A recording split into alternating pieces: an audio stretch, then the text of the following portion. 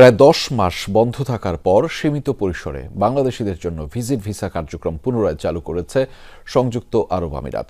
প্রধান উপদেষ্টার press wing থেকে পাঠানো এক বিজ্ঞপ্তিতে বিষয়টি নিশ্চিত করা হয়েছে। সংযুক্ত আরব আমিরাত সরকার জুলাই বিক্ষোভের সময়ে ৫৭ জন বাংলাদেশিকে বিভিন্ন মেয়াদে কারাদণ্ড দেওয়ার একদিন পরেই বাংলাদেশিদের জন্য সাময়িকভাবে ভিসা বন্ধের ঘোষণা দিয়েছিল। শিগগিরই ভিসা সংক্রান্ত জটিলতা কেটে যাবে আশা সংশ্লিষ্টদের। মধ্যপ্রাচ্যের দেশ সংযুক্ত আরব আমিরাতে বাংলাদেশিদের সংখ্যা প্রায় ৭.৫ লাখ। বাংলাদেশি প্রবাসীদের জন্য অনেকটা কাঙ্ক্ষিত গন্তব্য হলেও ২০২৪ সালে দেশটির সরকার বাংলাদেশিদের জন্য সব ধরনের ভিসা বন্ধ করে দেয় সাময়িক সময়ের জন্য। মূলত জুলাই আন্দোলনের সমর্থন জানিয়ে বিক্ষোভ করায় ৫৭ বাংলাদেশিকে বিভিন্ন মেয়াদে সাজা দিয়েছিল দেশটির সরকার। এর একদিন পরেই জুলাই ২৪ তারিখে সব ধরনের ভিসা বন্ধ করে দেয়া হয়।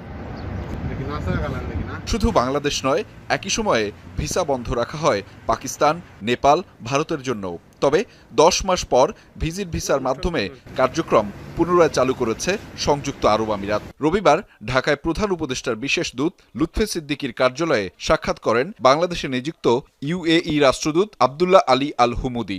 তিনি নিশ্চিত করেন বিষয়টি। জানান, বর্তমানে ঢাকায় অবস্থিত ইউএই দূতাবাস থেকে প্রতিদিন ৩০ থেকে ৫০টি ভিজিট ভিসা ইস্যু করা হচ্ছে।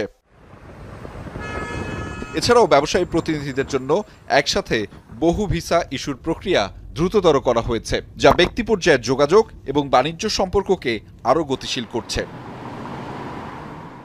সংযুক্ত আরব আমিরাতের মানব সম্পদ মন্ত্রণালয় আবারও অনলাইনে দক্ষ কর্মীদের জন্য কর্মসংস্থান ভিসা প্রদানের পোর্টাল চালু করেছে। ইতিমধ্যে ৫০০ নিরাপত্তারক্ষীর ভিসা ইস্যু করা হয়েছে এবং আরও ১,০০০ ভিসা অনুমোদিত হয়েছে, যা শিগগিরই ইস্যু করা হবে। আশা করা হচ্ছে ধাপে ধাপে বাংলাদেশিদের জন্য ভিসা বিধিনিষেধ আরও শিথিল করা হবে।